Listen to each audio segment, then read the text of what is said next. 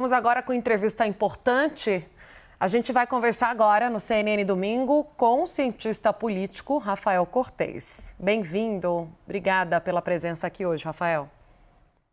Eu que agradeço estar uma oportunidade de estar conversando de um tema importante aí às vésperas do calendário eleitoral. E aí surgem várias dúvidas com esses movimentos bruscos da terceira via sobre o impacto dessas brigas e da exposição dessas desavenças internas em alguns partidos que compõem, sobretudo o PSDB, que compõem a chamada terceira via, nos números, né? Porque a gente vê os candidatos que muito dificilmente conseguindo avançar, ficam ali com 1, 2% dos votos, às vezes sobe para 3%, mas não avançam. Isso tem impacto ou tem mais a ver mesmo com a polarização, com o desinteresse da maioria do eleitorado em outros nomes que não sejam aqueles dos que lideram as pesquisas hoje, Rafael? Olha, Tânia, eu diria que tem impacto. Assim, o primeiro ponto para responder diretamente a sua pergunta, enfim, as pesquisas eleitorais, se elas não definem completamente o cenário presidencial ou se elas retratam apenas um momento, né, seja como for, elas são importantes para os partidos terem um pouco de ideia da força relativa que cada partido ou cada candidato possa ter. Então, quando a gente olha os números e que dificilmente a terceira via aparece em algum cenário com alguma expressividade eleitoral, certamente isso é um elemento que dificulta, não só na solução dos problemas internos de cada partido que compõe essa terceira via, mas, sobretudo, as chances desses partidos conversarem e encontrarem um nome para representar esse projeto político. Então, acho que tem duas questões em jogo, né? Tem questões internas relativas ao PSDB e a maneira como o Dória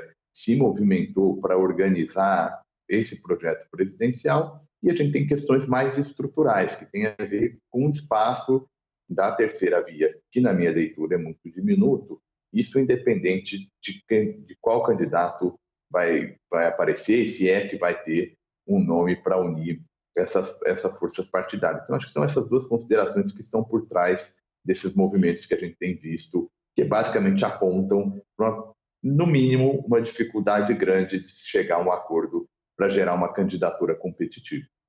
Rafael, agora, na sua avaliação, foi um movimento de união tardio?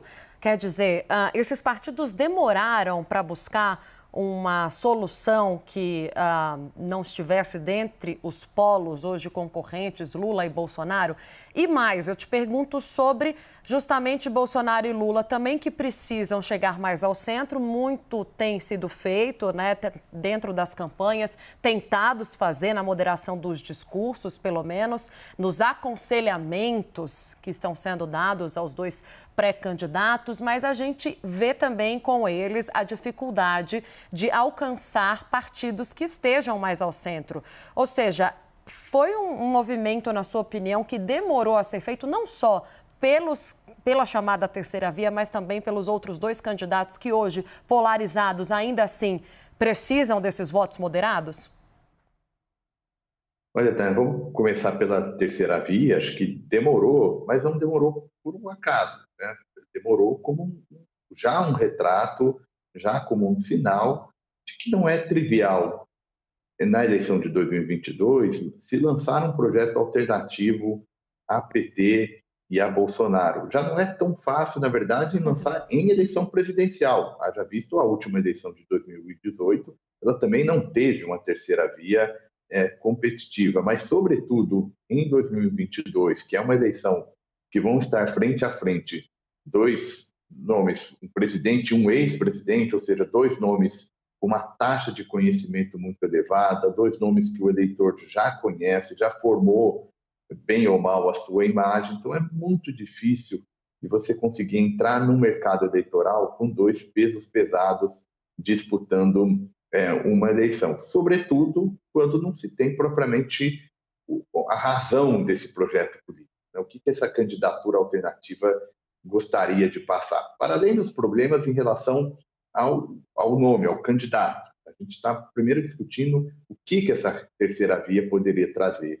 ao jogo, isso não me parece que ficou bem definido. Então, na ausência desse espaço claramente para a terceira via, se demorou até tentar encontrar, bom, como é que a gente encontra, né? Como é que os partidos encontram uma regra para selecionar candidato ou definem um critério, haja visto que basicamente todos estão numa posição muito ruim nas pesquisas e, portanto, não é por um acaso que o tema de hoje é basicamente a implosão dessa tentativa de construir uma terceira via competitiva. Vou chamar a Thaís Arbex, nossa analista de política, também para fazer pergunta. Thaís. Boa noite, Rafael. Quero aproveitar a sua presença aqui para a gente olhar um pouco com mais atenção para o próprio PSDB. Desde de sábado a gente tem visto uma discussão, ainda que pano de fundo, mais sobre os rumos do partido diante dessa disputa interna que tem sido que tem escalado cada vez mais. O que você acredita que pode ser o futuro do PSDB a partir das eleições de outubro? E olhando principalmente para a eleição na Câmara e com poucas perspectivas nos estados. A não ser São Paulo, é claro. Boa noite. Claro. Boa noite, Thaís. É um prazer estar conversando com você. Acho que a pergunta importante, né? Porque, no fundo, mais do que um dilema conjuntural que o PSDB está atravessando para a escolha do candidato a presidente, me parece que tem uma questão maior. Acho que o partido perdeu a capacidade de organizar um projeto político presidencial. Isso significa que perdeu a capacidade de organizar interesse de 27 estados. A gente sabe que no Brasil as competições estaduais e a lógica local têm um peso, então é preciso convencer 27 elites políticas diferentes de que um projeto presidencial vale a pena e que esse é o caminho para um partido se tornar competitivo, mas também, e talvez a principal manifestação dessa fraqueza do PSDB tem a ver com a falta de interlocução com a sociedade, com a sua base social.